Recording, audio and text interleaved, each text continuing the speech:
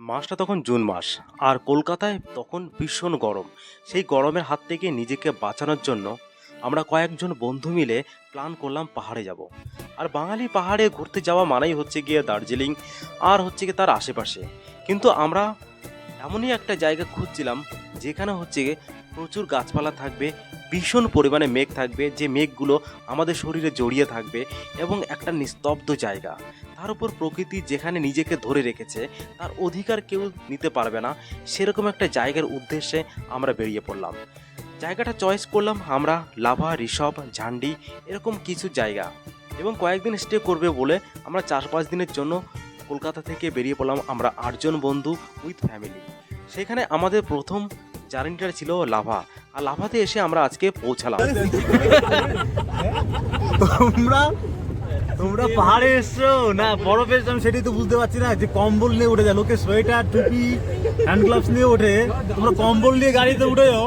মানে এটা কি? হ্যাঁ, बिहार का हो का बाबुआ? हाँ? वो लड़का लगता है बिहार का है। वो लड़का देखो, वो लड़का देखिए, वो डेफिनेटली बिहार का है। उसको ठंड में देखिए, उसको गामछा पहन लिया। और उधर ड्राइवर साफ सुथ देखिए, टी शर्ट पहन के, कान में कुछ नहीं है, ऊपर से गाड़ी चला रहा है खिड़की खोल के। वो अलग है, गाड़ी चला रहे वो अलग है, वो अलग है। अरे ये दोनों साफ जी को देखिए, ये दोनों को पूरा दिखाता हूँ, ये दोनों को तो दिखाता हूँ। मैंने मेरा टुकड़ा मत देखो, ठंडा खड़ा कर दिया। ये दोनों को देखिए, क्या मास्टर जी को हाल देखिए, चोक मुंह खुले रहने दे। बहुत ज्यादा इधर बर्फ पड़ने वाला है, वहाँ पे राना मुसा है। राना का ठंड नहीं लग रहा है अभी तक। ठंड में सही लगा है। लावा में इतना सारा ठंड है, क्या करूँ? तो ठंड तो लगेगा ही यार, शीत का कापड़ तो पहनना पड़ेगा ही। গাড়ির মধ্যে সব বন্ধুরা মিলে খুবই আনন্দ করছিলাম, এবং করবই না কেন, কারণ কলেজ থেকে বেরোনোর পর আমরা 12 বছর পর সব বন্ধুরা এক জায়গাতে হয়েছি, এবং হওয়ার পরে এত সুন্দর একটা জায়গাতে শুধু যেন আমরাই আছি পৃথিবীতে। তো সেই কারণেই আমাদের মজা, এনজয়টা, আমাদের আনন্দটা সেরকমই লেভেলে ছিল। আর কেন বা হবে না, চারিদিকটা এতটা সুন্দর, পাহাড়ে সবুজে, কারণ বর্ষাকাল আসছে, হালকা হালকা পাহাড়ে বৃষ্টি হচ্ছে, এবং সেই সঙ্গে হালকা ঠান্ডা। আমরা যেখানে কলকাতায় স্যান্ডো গেঞ্জি পরে ঘুরে বেড়াচ্ছি, হাফ প্যান্ট পরে, সেখানে আমাদের এখানে হালকা চাদর নিতে হচ্ছে, একটু মোটা গেঞ্জি পরতে হচ্ছে, সোয়েটার পরতে হচ্ছে। তো আমাদের আনন্দটা এখানে স্বাভাবিক ব্যাপার। সেই কারণে সমস্ত রাস্তাঘাট আমরা দেখতে দেখতে যাচ্ছি। আর আমরা যে উদ্দেশ্যে, যে গন্তব্যস্থলে যাব, সেখানে যাওয়ার আগেই যে চারিদিকটা এতটা সুন্দর পরিবেশ, এবং ঝাউ বাগানে ভর্তি, পাইন বাগানে ভর্তি, আর মেঘ যেন নিজেকে ছুটে বেড়াচ্ছে নিজেকে ধরার জন্য। রাস্তার উপরে দেখুন কত মেঘাচ্ছন্ন বয়ে বেড়াচ্ছে, আর সেই সঙ্গে প্রচণ্ড ঠান্ডা লাগছে যখন মেঘের মধ্যে ঢুকে যাচ্ছি, কারণ মেঘটা হচ্ছে গিয়ে পুরোপুরি বরফের মতোই একটা। আর সেই কারণেই হচ্ছে গিয়ে মেঘের মধ্যে যখনই যাচ্ছি তখন ঠান্ডাটা আরও বেশি লাগছে। আর এখানে আমি একটু হাতটা বাড়িয়ে একটু অন্যরকম সিনেমাটিকভাবে ভিডিও করার চেষ্টা করছি, খুব একটা ভালো হয়নি, আর করা যেতেই পারছে, কারণ কি এর আশেপাশে সেরকম কোনো গাড়ি নেই। তো আমাদের গাড়িটাই একাই যাচ্ছে, সেই কারণে হাতটা বার করে, মাথাটা বার করে ভিডিওটা করতে পারলাম। এদিকে আমরা এর আগে যত ঝাউ বাগান দেখেছি, তার থেকে যতটা আমরা লাভা, ঋষভের দিকে যাচ্ছি, ততই যেন ঝাউ বাগানটা বেশি।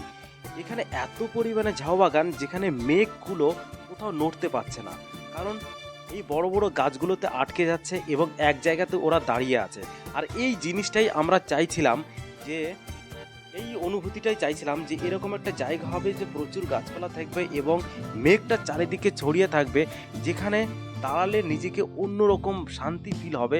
তো সেরকম একটা জায়গা খুঁজছিলাম, আর এরকম একটা জায়গা এসেছিলাম। আমরা অন্যান্য ভিডিওতে যতটা দেখেছিলাম তার থেকে অনেক অনেক বেশি সুন্দর, নিজের চোখে দেখলাম বলে আরও বেশি সুন্দর লাগছে। তো যারাই মোটামুটি গরমের টাইমে অন্য জায়গার থেকে, সমতল ভূমি থেকে আসবেন বা অন্যান্য শহর থেকে আসবেন, তো এরকম লাভা, ঋষভ, এইসব জায়গাটা চুজ করলে সব থেকে বেটার হবে। কারণ দার্জিলিংয়ে সবাই যায়, সেখানে মানুষের ভিড়, গাড়ি ঘোড়ার ভিড়, এবং প্রচুর পরিমাণে ক্লাউড থাকে, ধুলোবালি থাকে, তো সেটা পাহাড় আর পাহাড় নেই, সেটা জনবসতি এলাকা হয়ে গেছে। তো সেরকম জায়গা ছেড়ে এই সব জায়গাতে আসলে আরও বেশি আনন্দ এবং অন্যান্য ফিল তৈরি হবে। আর এই সব জায়গাতে গাছপালা দেখে মনে হচ্ছে যে এখানেই ছোট্ট একটা ঘর করে থেকে যাই কয়েক মাসের জন্য, বা একটা ঘর এখানে করে যাই, যে মাঝে মাঝে এখানে এসে নিজের মাইন্ডটাকে সুস্থ করে যাওয়ার জন্য। তো এরকমই একটা জায়গা। তো লাভাতে এত পরিমাণে পাইন গাছ বা এগুলো ঝাউ গাছ বলে, যে এত পরিমাণে আছে, তো চারিদিকটা শুধু এই গাছগুলোই দেখা যায়, এবং তার জন্য এখানে পরিবেশটা খুবই শান্ত। আর সবুজ কতটা দেখতেই পাচ্ছেন এখানে। আর এই গাছগুলো মেবি বহু পুরনো, বহু বছরের গাছ এইগুলো। এক দুদিনে এই পাহাড়টা এত সুন্দর তৈরি হয়নি, এবং এই পাহাড়ের নিজস্ব সৌন্দর্য ধরে রাখার জন্য নিজেকে অনেক কষ্ট করতে হয়, কারণ মানুষের ভিড় এখানে আছে। অনেকটা রাস্তা আসার পরে আমাদের রিসর্টে চলে এসেছি। এটাই আমাদের রিসর্ট। আর এই রিসর্টে আমরা মোটামুটি 2 দিন থাকবো। আর এখানে আমরা ওয়াকিং ডিস্টেন্সে সমস্ত জায়গাটা ঘুরবো। হোমস্টে থেকে বেরিয়ে একটা জায়গাতে এলাম হাঁটাহাঁটি করার জন্য। আর কতটা নিস্তব্ধ, কতটা সাউন্ডলেস পিচফুল জায়গা, সেটা একটু অনুভূতি করুন এই জঙ্গলে।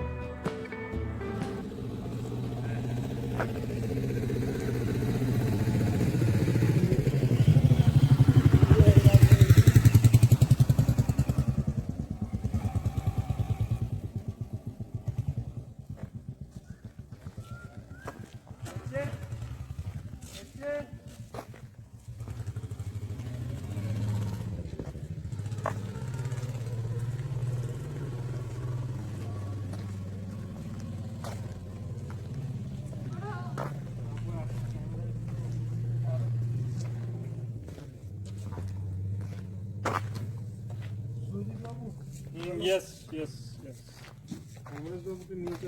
অমরেশ বাবু আগে না উঠলে আমি উঠতে পারছি না। শোনো, ব্লগার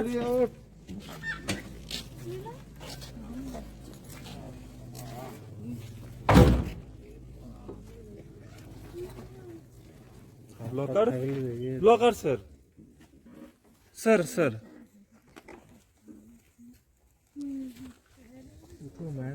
रुको जरा, सबर करो, सबर करो।